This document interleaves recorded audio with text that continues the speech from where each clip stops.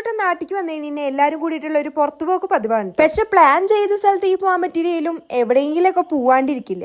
അപ്പൊ ഇന്നൊരു 5 മിനിറ്റ് കൊണ്ട് കണ്ടുപിടിച്ച് സ്പോട്ടിക്കാണ്ട് ഞങ്ങളിപ്പോ പോവാന്ന് വെച്ചേക്കണത്. വേറെ എവിടേക്കല്ല, തൃശ്ശൂർ ഹൈലൈറ്റ് മോളിലേക്കാണ്. പിന്നെ എനിക്ക് അപ്പൂനൊഴിച്ച് ബാക്കി ആർക്കും ഇവിടേക്ക് പോകാൻ വലിയ താല്പര്യമൊന്നുമില്ല കേട്ടോ. പിന്നെ ഞങ്ങളുടെ രണ്ടാളുടെ വാക്കിന്റെ പുറത്താണ് ഇപ്പൊ പോവാന്ന് വെച്ചത്.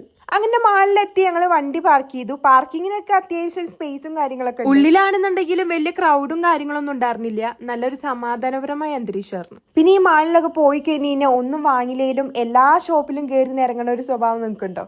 എനിക്കുണ്ട്. പക്ഷെ ഞാൻ അവിടെ കയറിയ ഷോപ്പുകളിൽ ഈ ഒരു ഷോപ്പിനാട്ടോ കുറച്ചുകൂടി ഓഫറും കാര്യങ്ങളൊക്കെ ഉള്ളതുപോലെ എനിക്ക് ഫീൽ. പണ്ട് ഞങ്ങളൊക്കെ വിറപ്പിച്ച ആളാണ് കേട്ടോ ഇപ്പൊ പേരക്കുട്ടിയായിട്ട് ഒളിച്ചുകളി കളിച്ചുകൊണ്ടിരിക്കുന്നത്. അല്ലെങ്കിലും എല്ലാ അച്ഛന്മാരും ഇങ്ങനെ തന്നെയാണ് തോന്നുന്നു. അല്ല അതുപോട്ടെ, നമ്മൾ ചെറുതായിട്ട് വിഷയം തെന്നി മാറുന്നുണ്ടോ എന്നൊരു സംശയം. അങ്ങനെ എല്ലാ ഫ്ലോറും കയറി നിറങ്ങി ഫുഡ് കോർട്ട് കണ്ടപ്പോൾ ഞങ്ങൾ കുറച്ചു നേരം അവിടെ ഇരുന്നു. അമ്മയ്ക്ക് ഇതിൽ കയറാൻ നല്ല പേടിയാണ് കേട്ടോ. അച്ഛൻ കുറെ കയറ്റാൻ ശ്രമിച്ചെങ്കിലും നടന്നൊന്നുമില്ല. പിന്നെ വെറുതെ അമ്മയെ ടെൻഷൻ അടിപ്പിക്കണ്ട വിചാരിച്ച് ഞങ്ങൾ ലിഫ്റ്റ് തന്നെ കൂടുതൽ യൂസ് ചെയ്ത്.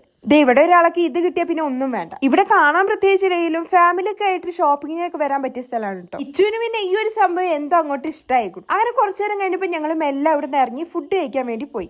വേറൊന്നും കഴിക്കാത്തതുകൊണ്ട് തന്നെ എല്ലാവർക്കും നല്ല വിശപ്പുണ്ടായിരുന്നു. അതുകൊണ്ട് തന്നെ കുറച്ച് ഹെവി ആയിട്ട് മന്തി തന്നെ ഓർഡർ. അപ്പോഴാണ് ഇവിടുത്തെ മന്തിയുടെ വലിയൊരു ഫാനാന്ന് പറഞ്ഞിട്ടാണ് കേട്ടോ ഞങ്ങൾ മന്തി തന്നെ ഓർഡർ ചെയ്തു. ബട്ട് രസമൊക്കെ ഉണ്ടായിരുന്നു, നല്ലൊരു ഡീസന്റ് മന്തി. അങ്ങനെ വയറൊക്കെ നിറഞ്ഞു. പിന്നെ എവിടെയും കയറിയില്ല, നേരെ വീട്ടിലേക്ക് പോയി.